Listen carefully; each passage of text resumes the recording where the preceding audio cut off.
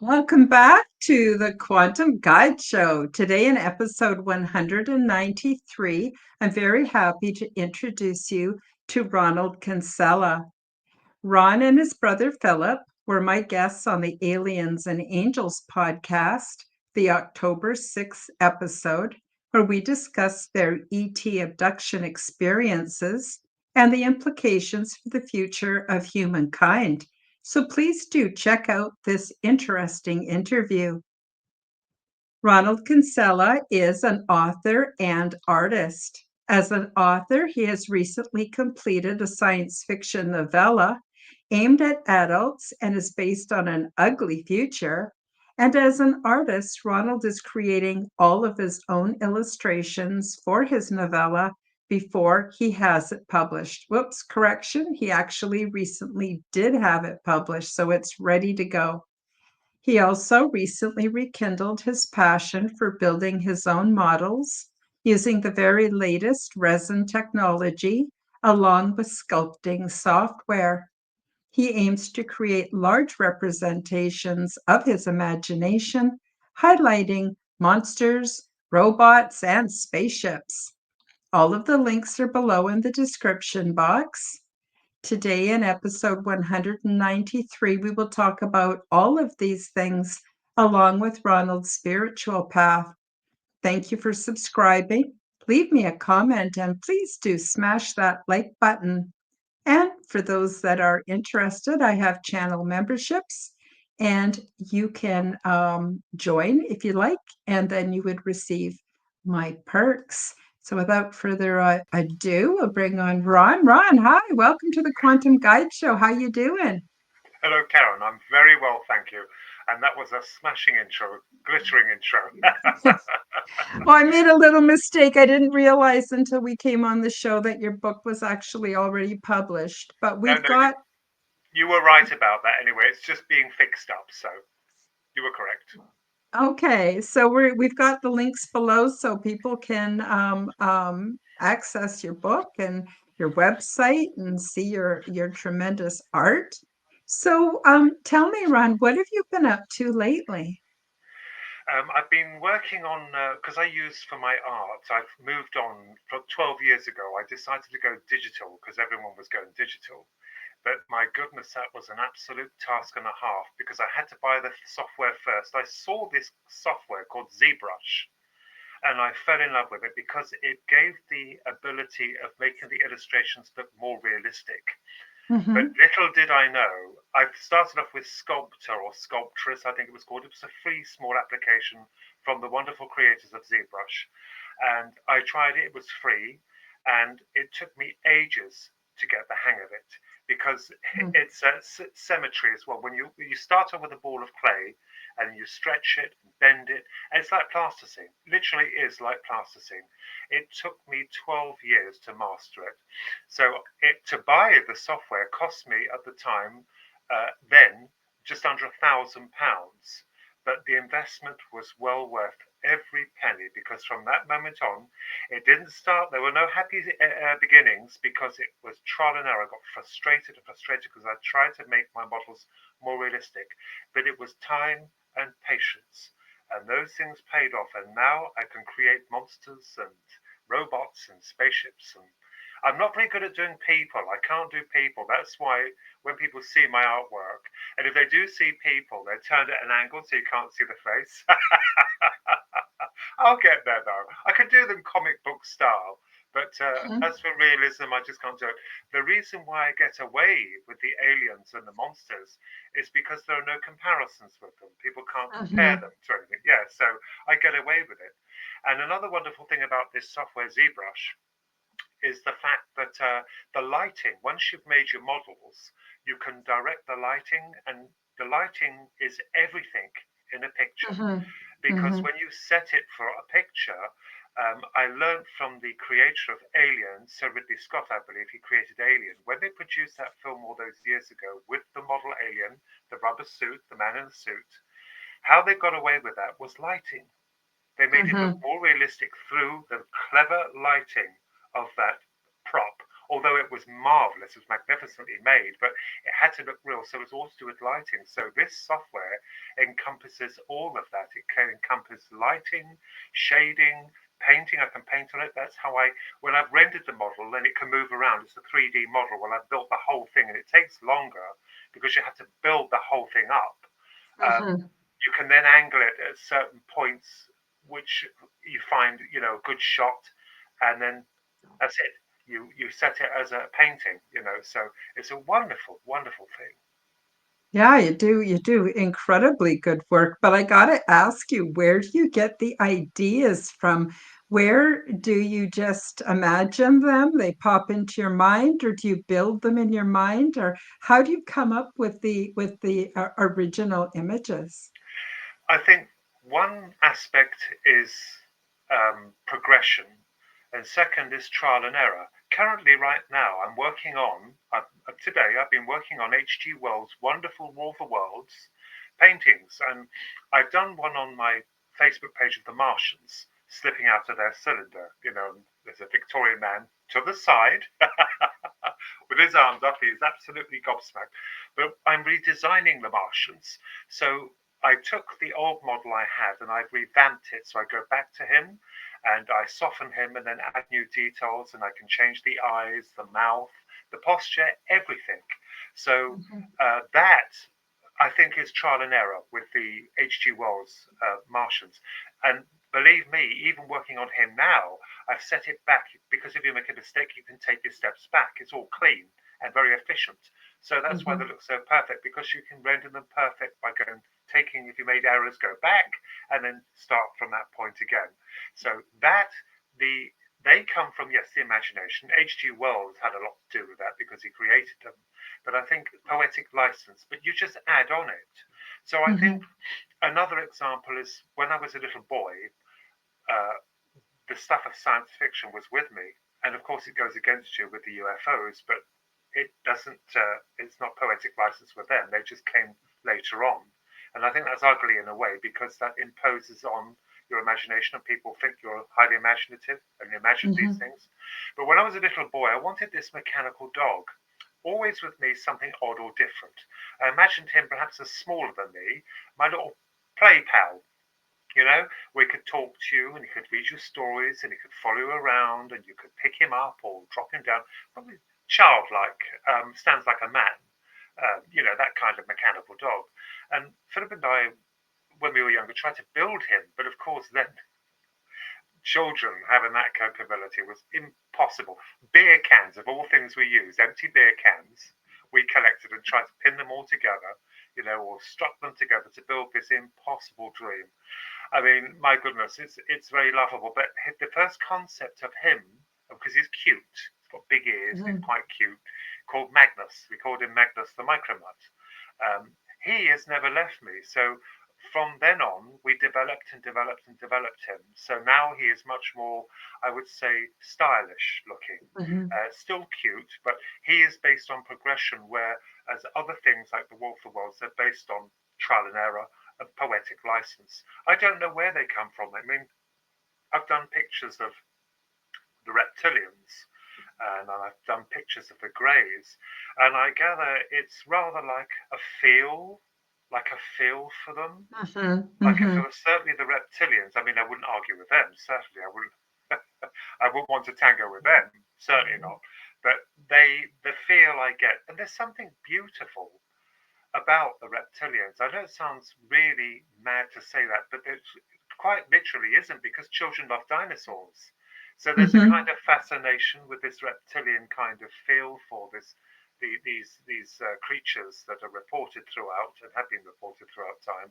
And I gather I have a little bit of admiration for them and a little bit of respect. I don't think they're all bad. If they were real, they wouldn't all be bad. It's like us as people. Mhm. You have the good, the bad, and the ugly. But yeah, so it's a fascination. And this compulsion for these aliens and creatures has just been with me all my life. Mhm. Mhm. Very, very interesting. Um, yeah, I had an interesting experience, not with the reptilians, but my extraterrestrial experiences are what I would classify as transdimensional. So they happen to me when I'm sleeping, and I can often go and participate ethereally or as astro traveling.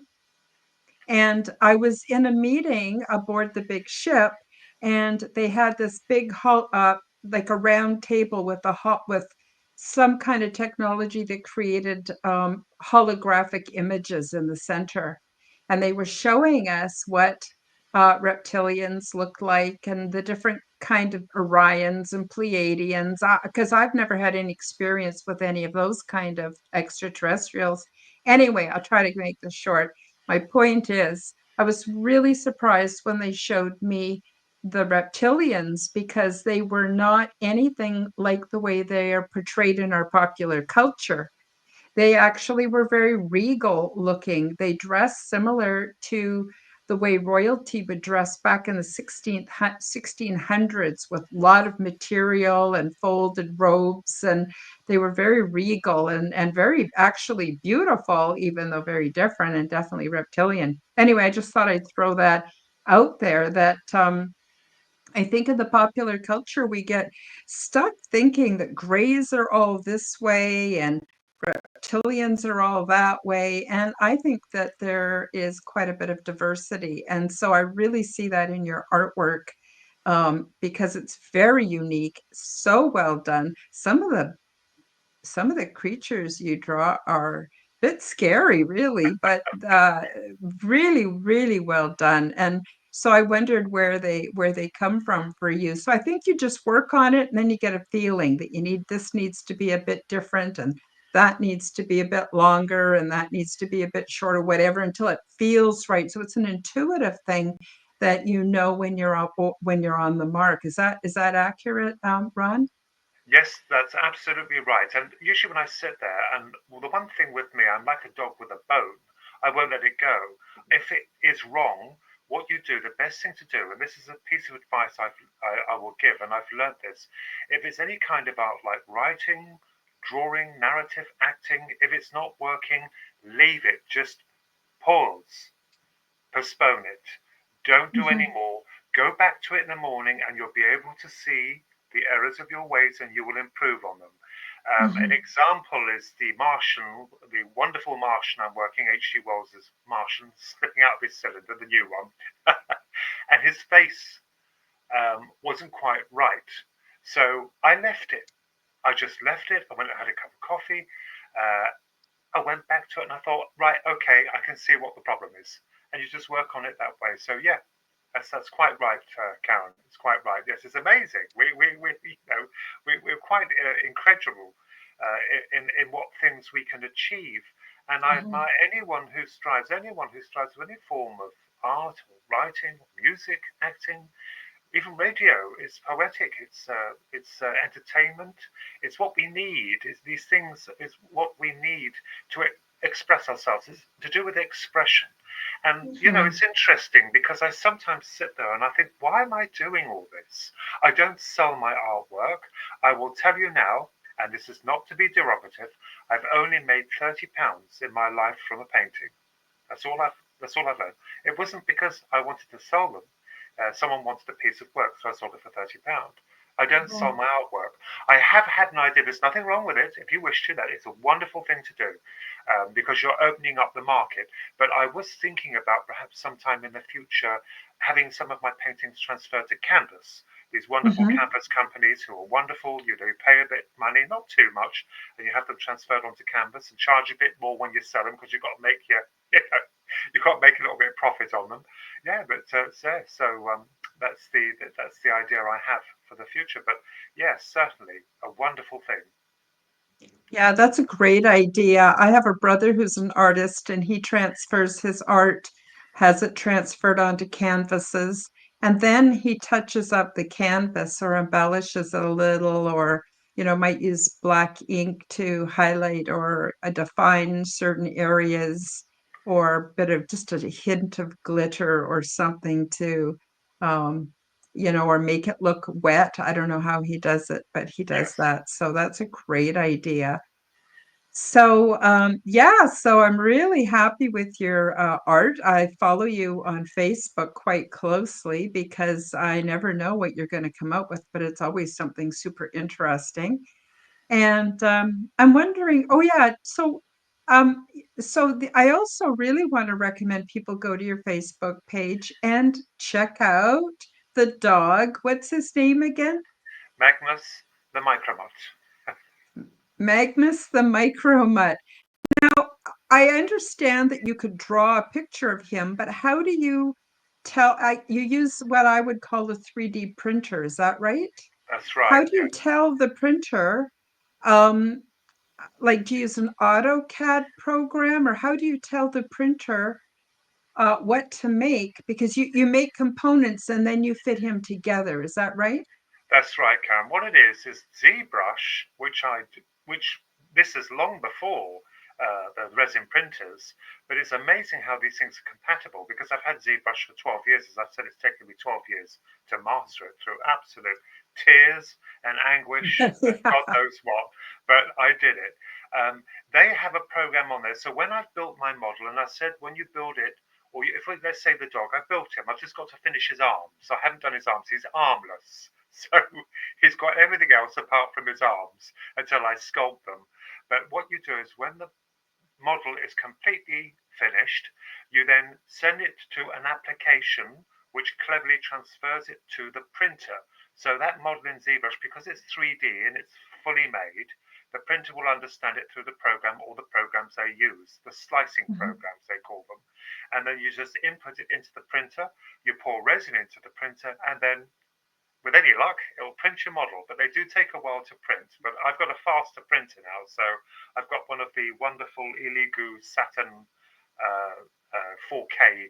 I haven't used it at all yet. It's here over there, and I will build up the courage to use it because although resin is fantastic, it's just slightly messy. That's not to degrade the printers at all because the quality is much more smoother than you have of the other conventional printers that don't use liquid. Mhm. They just use the reels of plastic.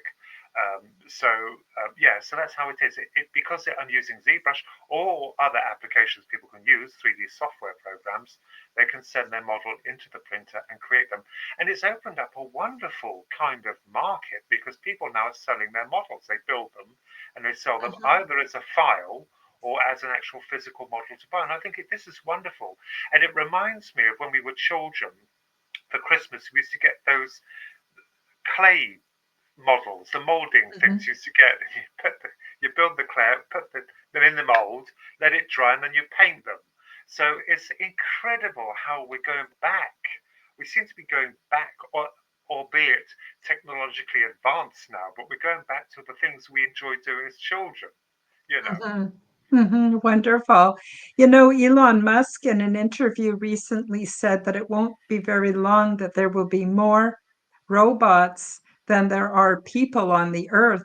Wouldn't it be wonderful if people like you could design the chassis or the bodies with your printers and then just get the software that kind of goes inside that, moves it and animates it? I could see that coming for you in the future. And that would Yeah, be really, really fun because it would be lovely to animate your friend, you know? He's yeah. been with you for so long. Wouldn't it be wonderful to make your childhood dream come to life? Yes, I mean, Elon Musk, yes, he's correct. The robots, they will be a benefit to us. I've always supported technology. We need it. The trouble is, it's more than not, is abused by others. You will always have that. But Mhm. on the whole, these robots, the household robots as well, let's call them hopefully a housewife's dream, that will do the Yeah, I'm hoovering, hoping. that will do the hoovering, that will do the ironing, that will uh, welcome guests and bring in the drinks and guard you at night. You feel safe in your beds knowing that you have a mechanical friend downstairs keeping watch over the house. They're going to be wonderful. I remembered seeing this wonderful book at school when I was 10 or 11.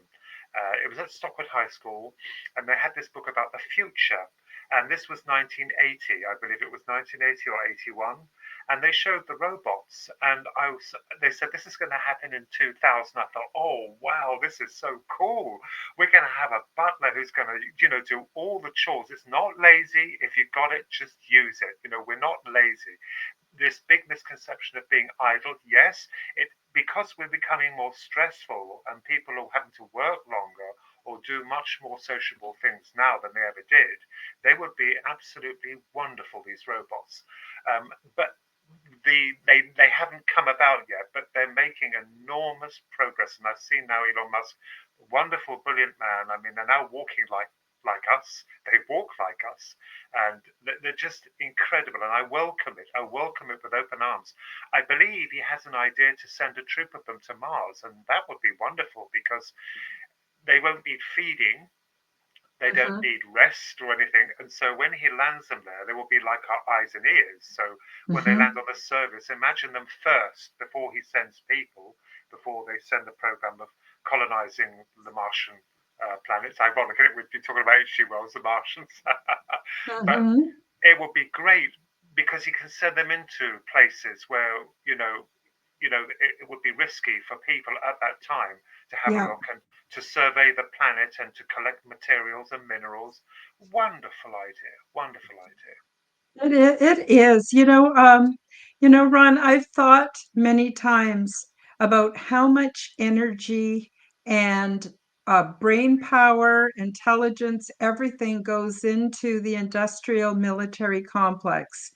And if they could channel, if we could just have peace on earth and channel all of that energy into creating energy efficient everything that we use, if we could only, um, you know, we could have robots to do everything for us, but I personally would not become lazy or bored.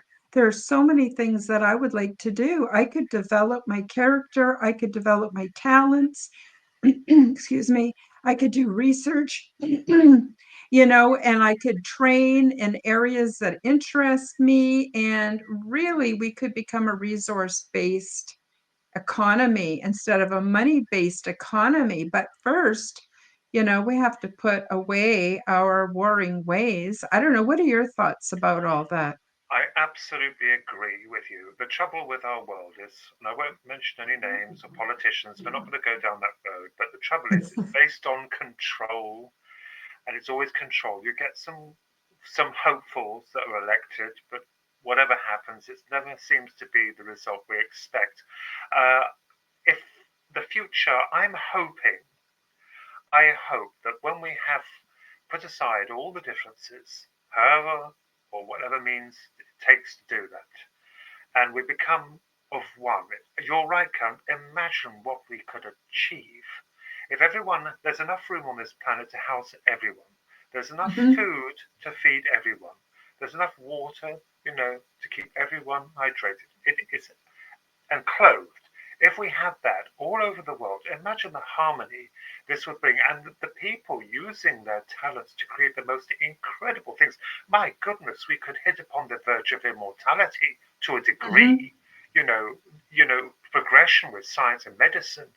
I know that we could never be immortal. That's not the way it is because even the brain uh, it degrades even if we try to extend our lives. I wrote a piece on this in the Digital Demon, I believe, where the super rich in the future will be able to extend their lives by having this transferred into, or that transferred into a biomechanical body.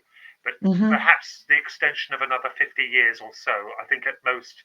But, who knows? I mean, they might be able to, in the vast future, be able to transfer our own intelligence and our own mind into a machine. That it becomes Mhm. digital and we learn that way. Who knows? I'm never going to say no to that, because you don't know. And we become a Mhm. super race. It would be Mhm. beautiful, wouldn't it? The world in harmony. I don't think that's going to happen for a very long time. The robots will be exploited, certainly for war. If they can build them to act like us, they will be abused for warfare. And there's also the horror. We have to look at the negative now. There's always the horror of your domestic robot being hacked. So he's commanded Mhm. to unlock your house at night or when you're away, so he lets the crooks in. Mhm. Or even worse, the unthinkable. This is the stuff of not so much science fiction now. It's when you're asleep. Would you sleep easy, wondering if someone's hacked him or her to go upstairs and then throttle you in your bed? Well, they can hack the cars now. They can hack the cars, and they've I've seen some shows about that where they did a kind of one guy, Tucker Carlson, he wanted to see what it was like. He was in a car driving along and they hacked the car. They ended up taking him in a ditch. He almost got hurt because they took over his car. So if they could take over a car, they could take over a robot. So you're right. We have to grow up, I think, as humans, and we have to um, redefine our priorities and start taking responsibility. I'm always saying this. People are probably tired of hearing it, but we need to take responsibility for our health, our physical and our mental health, our spiritual health. But while we're on the topic of scary things, why don't you tell us a bit about your book? Because that's about a dystopian future, isn't it? The science fiction one, yes. Hmm. That is to do with artificial intelligence, true artificial intelligence. Now, I've always argued the case we don't actually have true artificial intelligence yet, but it Hmm. will come. It will come. I guarantee you, we will have it. They're very clever because they're using very smart algorithms. This is what AI is, what they call AI, but it's not Hmm. true AI in the sentient sense. It is not a sentient being. And in a way, at the present, the reason why I think they're passing it off as this new AI, the new acronym for it, is first, it's a good selling gimmick. And secondly, if something goes wrong, you know who they're going to blame. And people will believe it. They won't blame any person, they'll just blame AI. And I think that's very unfair on the actual method in what they're trying to do. But I do believe they will develop artificial intelligence to a conscious state.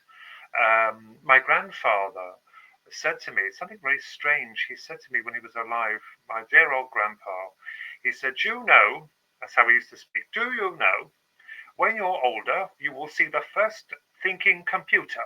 And he said, "What they will use is bacteria." My grandfather read a lot. So I don't know where he got this idea from, but bacteria seemed interesting to me. This was in the 80s. When we're older, he said you will see the first thinking computer. So we might be quite near to it, to sentient intelligence or simulated intelligence. And again, I welcome it because these systems will be able to help us with problems, just as the robots will. And we've delved on the negative of them, but that's only minor. The chances are there will be fail safes built into them. They will have to. And they won't be able to kill us or anything like that. There will be fail safes. By that time, we will get so advanced with software and technology, they would hopefully make them virtually foolproof. But my grandfather saw the dawning of an artificial intelligent computer that has basically consciousness, simulated consciousness. I like that, and I would welcome it because with in with regard to space travel, I mean, this system will be absolutely amazing to actually help us compute the you know the things we need to make our ships faster, or even to develop better batteries or more efficient fuel. Perhaps even attaining the speed of light. I believe we could reach the speed of light, but it would take quite a lot. We would need the supercomputer to help us with that. I mean, we never say never, as my grandfather always, stated. Don't ever think anything is impossible because by the time you say that, it becomes possible. It's like science fiction. Hmm. That's very interesting. So in your book, um, is the theme of your book that they use bacteria to build up the artificial intelligence, and then does something go wrong? Yes, it's a she. They develop Oh, is her. she? Yep, I like that. She is commanding. She is the new prime minister. So Hmm. it delves from there. Things go wrong, but I'm going to keep the ending a secret because it's quite a punchy thing. I feel it's punchy.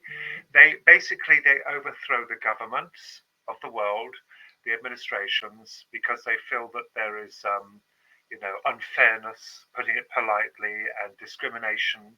Certainly, the ruling elite having privileges where the lower class or working class, well, you know where this is going. So they Mm-hmm. overthrow the government to install artificial intelligence because it wouldn't have any greed, it wouldn't have any, hopefully, ambitions, Mm-hmm. supersede the humans. She has fail safes built into her. We were talking about that, but something goes wrong, and I've sent this out to literary agents. Uh, and because I used to have a literary agent in London many years ago, but they retired. So trying to find an agent is harder than finding a publisher. But I've sent it out to Mm-hmm. 7. It looks like there's a no-go there with them. I'm not surprised because they look at a few pages and they think, oh, AI, it's Terminator, things like that. It's nothing of the Oh, sort. they don't read the whole thing to see what it's even about. I won't send the whole thing because the whole punch is near the end. It's quite a revelation. It's quite shocking, Mm-hmm. how people could get things so wrong. And in this world, there's only a few survivors. I mean, it's a typical dystopian future, but there's a twist to it. So, Mm-hmm. but no, I won't tell, even on the synopsis, I won't tell them the ending. Oh, no. But I'm guaranteed a publisher anyway for it, which you were stating that he said he'll publish it for me. I said, but you haven't read it. He said, well, you're right, good, so I'll just publish it.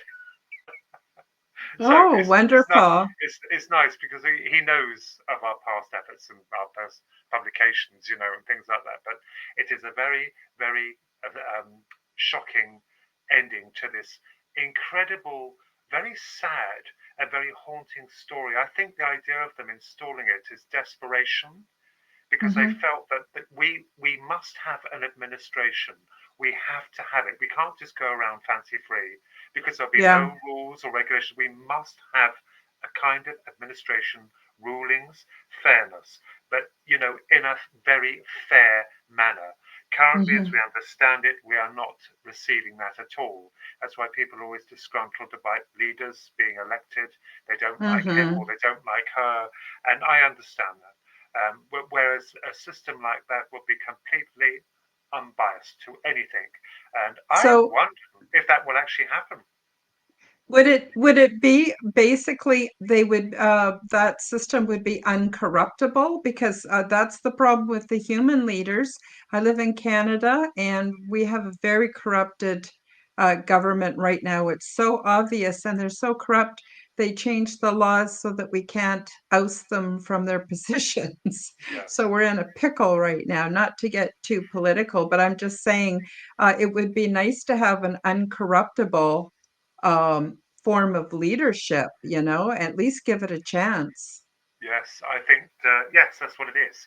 It's to remove corruption, unfairness, uh, and greed. I mean, we have that here as well. They're moving into silence, opinion. This is the whole point of the book, the disenchantment of civilization on the verge of civil war, global war. And of Yeah. course, what this hopefully will demonstrate to the masses is that the leaders have to be very careful. They may be rich, they may feel invincible and imperious, but they only have so long. Because if you Hmm. upset the apple cart, my goodness, you're going to pay for it. Rome, I would have thought, I kept thinking to myself, why do they never learn? They never learn. Yeah. Yeah. They never ever learn. Rome is a typical example for you, the Roman Empire, and they stabbed the emperor in the back in the end, quite literally. Got up for breakfast, and I bet he wish he hadn't got up because they stabbed him so many times. These things do happen. It's not nice, and I condemn murder. But Mm. unfortunately, when we're talking about civil war, it is the way it is. The people have had enough. We have that here in this country.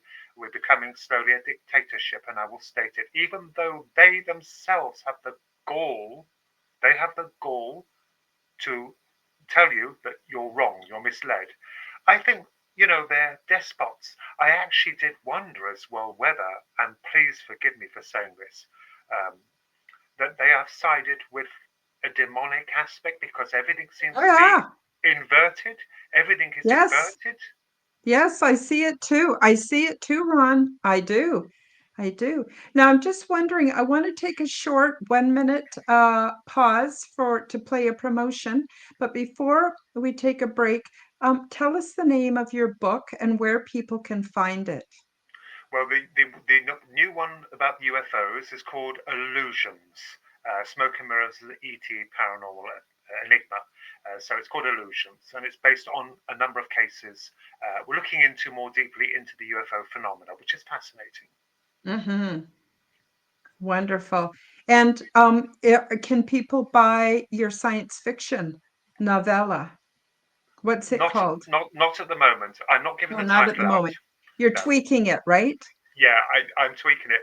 I'm not even giving the title of it out yet. I'm very guarded on that. Okay. It's a passion. Okay. That's okay. That's okay. Didn't mean to push you. Okay. It's all Well, okay. So we'll be right back, folks, and to get into more of this exciting discussion. Hi, guys. Break time for a short message. Are you looking for the perfect, unique seasonal gift? Check out Zendome's Orgonite. They are my unique brand of orgone generators, and they are affordable, ethically sourced, handmade, and double charged for maximum effect. They are only available through my website, KarenHoltonHealthCoach.com. These beautiful devices are simple compounds which balance ambient energy by converting negative energy and EMF into positive healing energy with many easily confirmed health benefits. They help diminish the harmful effects of negative energies and EMF by attracting and converting them, retuning them into new and more healthful sound and light wave patterns. They also produce orgone energy, which is also known as chi, prana, zero point, and life force. And you can use these devices for focusing the mind, healing, meditation, and for spiritual growth. Zendome's Orgonite are my unique brand of orgone generators, and they are only available through my website. Don't be fooled by imitations. Check out my website to see my latest selection at KarenHoltonHealthCoach.com. That's KarenHolton HealthCoach.com. Check them out today. Now, let's get back to the show. And we're back. So let's get into it about extraterrestrials. You know, everybody's waiting for the government to come out. I sent you a link to the disclosure conference in the States that they had today. And again, it's a whole bunch of people saying, well, we can't say because, you know, we're under strict orders and, you know, we'll get into trouble and you know, I'll have to tell you in a skiff or in seclusion, we can't make it public. And I'm going, this is ridiculous. I know, besides myself, I know half a dozen people who have had extraterrestrial contact. There's you, there's your brother Philip, there's Nancy Thames, there's Dolly Saffron, there's Jeff Selver, myself. We know this is happening. We've experienced it for ourselves. And it doesn't always happen in exactly the same way, but I think we need to look at it because it seems to me that at least the UFO sightings seem to be very interested in keeping us from destroying ourselves with nuclear bombs. What's your take on all of that, Ron? Well, firstly, I agree with you about the Senate. They are trying. I mean, we must give them that. They're trying to unlock this enigma by gaining access to, I believe they have downed craft. Certainly, Roswell was one that I believe happened. People state, you know, they write books and say Roswell, the truth, basically saying it didn't happen. There is no truth to it. The only truth is based on their narrative. It's dead and buried. But the military gave it away, didn't they? They announced they had in possession a crash disc, a flying disc. Now they're very skilled men, and the military are incredible people, an incredible organization, very advanced. They know what they had, but I believe they were sensible, and you have to think of it from their point of view. They had to twist it all and say, no, we haven't got it because the implications of other countries as well. Why did it Mhm. crash on the United States soil? Why did it crash in America? Why didn't it crash here? What have you got? What have you got that will benefit you? What treasures does this hold? So I can understand why they withheld the information or they doctored it. The Mhm. point is that, and there are a number of other crashes I believe they have. I wouldn't know how many, but judging from the good people, certainly the internet has opened it up. The legitimate sources have opened up old cases of where crashes were reported with so many people there or present or having witnessed these things downed, uh, either by accident or intentional. I don't know, but the senator trying to open this up. But yes, I agree with you. It's so long-winded. They don't the aerospace industries or the multi-billion-pound corporations who obviously have these in hiding will not and do not wish to disclose. They never will. If they can help it, they're not going to. Now, this is interesting because the David Grush, who is spearheading this, stated that he didn't call them alien. He called them non-human. And I thought that Mhm. was, I didn't understand why until a friend of mine, I think it was with Ash, and it was Greg who was with him. He stated that they'd given it a much more intelligent kind of feel. Instead of ET or alien, it sounds more plausible, non-human. That did quite haunt me when he stated non-human. So they do have them, the pilots on freeze, and their Mhm. ships, pushed away. The ones that did crash. Um, it's just, why? But the only thing I can think of as to why they would withhold this is because either one, it's not good. Either two, they are harnessing technology from it and they don't want to let anyone to know. Or three, they don't want anyone to know there's a superior force above us. Well, that would counter them out of it. Would someone would drop them down the ladder? Someone wouldn't it? They don't want that. Yep. Since they're our lord and masters, they must be the ones who are puppeteering the lowly workers and keeping them in check. But my argument Maybe. is that I would love to see, not out of more fascination, but certainly see the discs, the crafts they have in possession, which they do have. They've got them. They damn well have got them. Mhm. There's enough evidence to suggest it wouldn't go to the Senate if it was just wishy-washy nonsense. This is serious. And they have been denying it. And also another reason why they can't disclose it is because they will have egg on their face, because they've been denouncing it from day one. So they would be ratified as being liars, constant liars, and they will come out with all this, colourful mishmash of, oh, we had to keep it secret. It's not good enough. The reason, Mhm. the reason why it's so precious is because it's and valuable, is because it's very rare. If they were common everywhere, it wouldn't be an issue, but they're rare, Mhm. So I find that fascinating. Yeah, I do too. And I my personal belief is that there are different kinds of what we would call extraterrestrial beings. I think there could even be what they call crypto-terrestrials, which we think of because they have, advanced technology. We might think of them as being off-worlders, but they could have been coexisting with us for thousands of years, but they have the technology to keep themselves hidden deep under the water, within mountains, in heavily forested areas. But then I think the galaxy is, I mean, just try to wrap your mind around how huge and expansive the galaxy is, never mind the universe. It's got to be teeming with life. I mean, everything is teeming with life. Why would it only be Earth that's teeming with life? And I think the important part is there's good and bad in every crowd. So I think, yes, there could be some ETs that are pulling the strings behind the scenes here on Earth that don't want to be discovered. And the governments might be protecting them because they have to. But I also think they want to get an edge on the technology. I do. I really Yeah. do. And God only knows what they're doing with it. Do you have any thoughts about that, Ron? Yeah, I do. One thought that came to me, all this green nonsense that we're seeing at the moment to transfer Yeah. to bring the CO2 down and all that, Yeah. and the plan, if it's true, is to actually cordon off sections of Earth, so people can't go on them. I actually wondered, have they made a pact with these bad Mhm. ETs? Have they made Mhm. a pact with them and they want to speed up a kind of colonization program? We can't knock it. You can't say no, you've got to consider it. They would.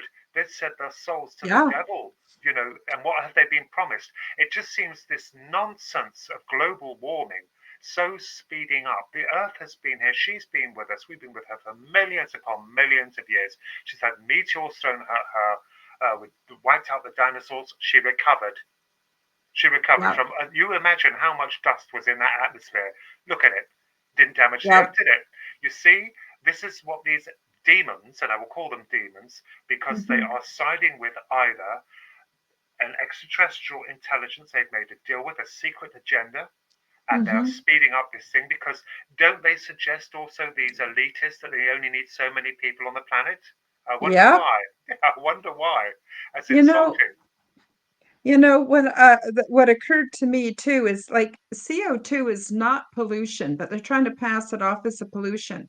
By lowering CO2, could that be a form of re-terraforming our planet to make it more hospitable to another race of beings that would be more comfortable here if that was changed?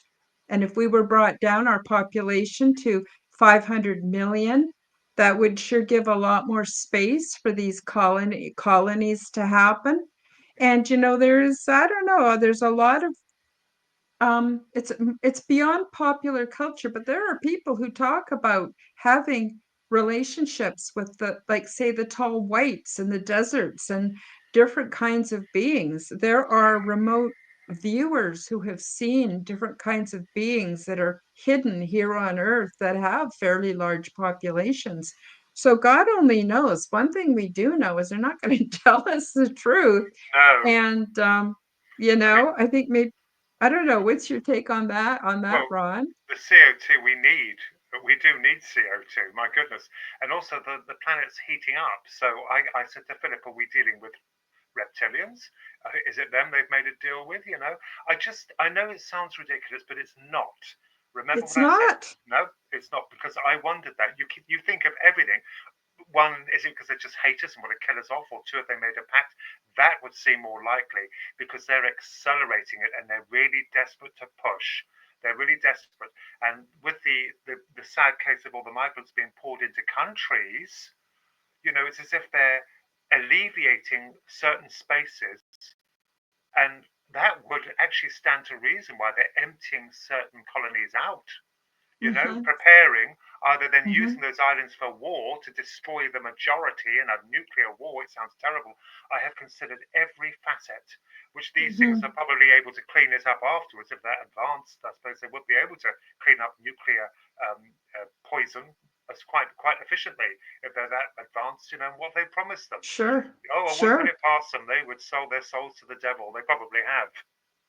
They probably have. And let's face it, our planet is a jewel.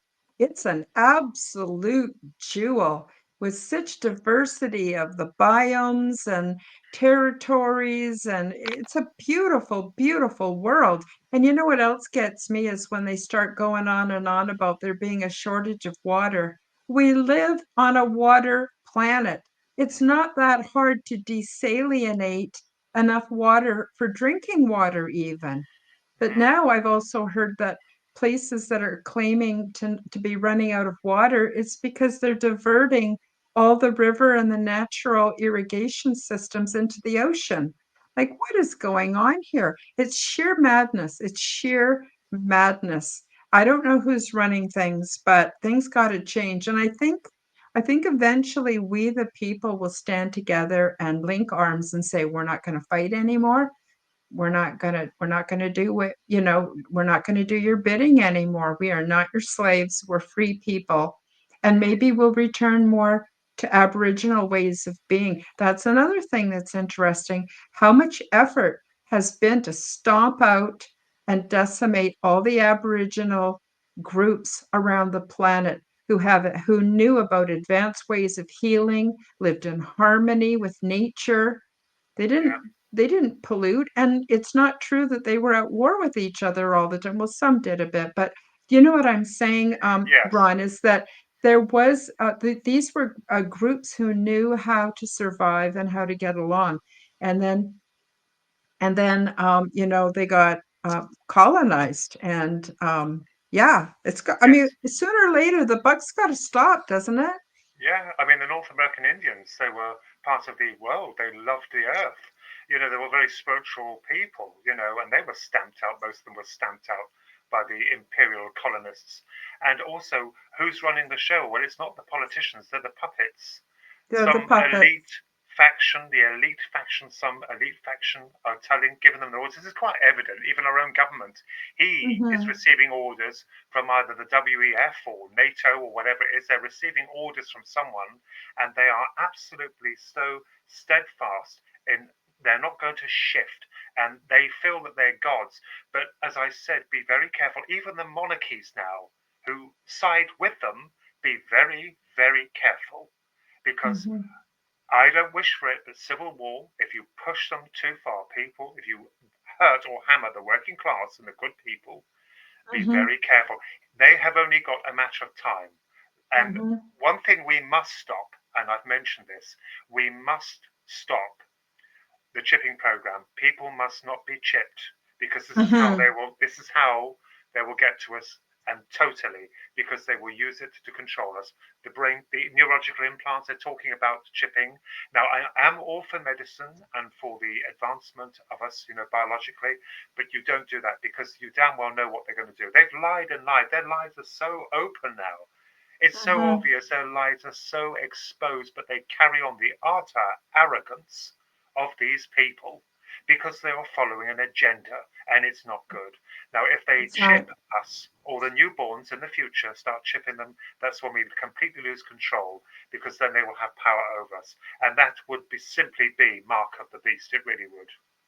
Oh, I agree. And I see the stages leading up to that. Like, for instance, I'm not trying to take a side on any issue, but I do have to mention that since 2020, it became painfully obvious how much power the ruling and lockstep in every country around the world, how they rolled out this medical procedure and forced Yeah, it upon everybody. There is some suspicion that that includes some self-replicating parts yeah, that might be forming in the body. And right away, my spider sense said, this is, if this isn't it, this is leading up to the mark of the beast. yeah, Karen, you can't give in even an inch now because what it will lead to in the future. And so then what's happened more recently in politics is the mainstream media has been exposed. So the medical industry, the pharmaceutical industry has been exposed, the governments have been exposed, now the media has been exposed. For people to not wake up, they have to be willfully ignorant. I don't understand it. yeah. What's your take on all that, Yes, Ron? we have been lied to, and it's got stronger and stronger. We have it here, the news, they will follow the narratives of their masters. I noticed when certain political parties in your great country were actually, you know, depending on votes, the utter lies from celebrities to Yeah. support as they call the far left. I hate that, but they've given it a name, the far left, to support them. This draconian agenda because they're rich and they're famous. But I do feel, or I hope there will be a time when, if they could just look inward at their soul and think, Hmm. what are you doing? You know, and if they're not careful, they better hang on to every last breath before they pass, because I certainly will want to be in their shoes when the time comes, when Judgment Day comes. I don't want to be in their shoes. We have to thank Yeah. God. We have to thank God that we're not in their shoes because they might feel like they're redeeming themselves by giving money to charities or they go to church. That is not enough. It's not Nope. enough. You know, the Nope. damage is done. So in the end, they better hope they have the immortal technology we're talking about because by God, they're going to pay a price for it in the end. They're going to pay it Yep. dearly, very dearly. And and there's nowhere for them to run and there's nowhere for them to hide. So we have enough evidence that there's these deep underground bases and they've got these luxury uh, um, housing all set up subterranean so that if there's anything, when things go to hell in a handbasket up here, they can go down there. But can you imagine them being stuck with each other Yeah. and quarantine together? That I just laugh. I think they totally deserve it. But one other thing, we're quickly running out of time, but one other thing I wanted to say is I believe that a lot of these celebrities and stuff are being blackmailed. I think Jeffrey Epstein had a purpose. There's Diddy Combs had a purpose. And I think a lot of these people will be exposed if they don't do as they're told. And so why else would they be making fools of themselves, Yes. advertising and sticking up for, let's just say, forces that are not healthy people? So I think there's going to be a huge exposing. I think things are going to be cracked right open. We're going to be absolutely aware what's going on. And people like you and I, we're preparing ourselves mentally, physically, spiritually, so that we can still enjoy the day and the beautiful earth that's been given to us, regardless of what happens. And peace of mind.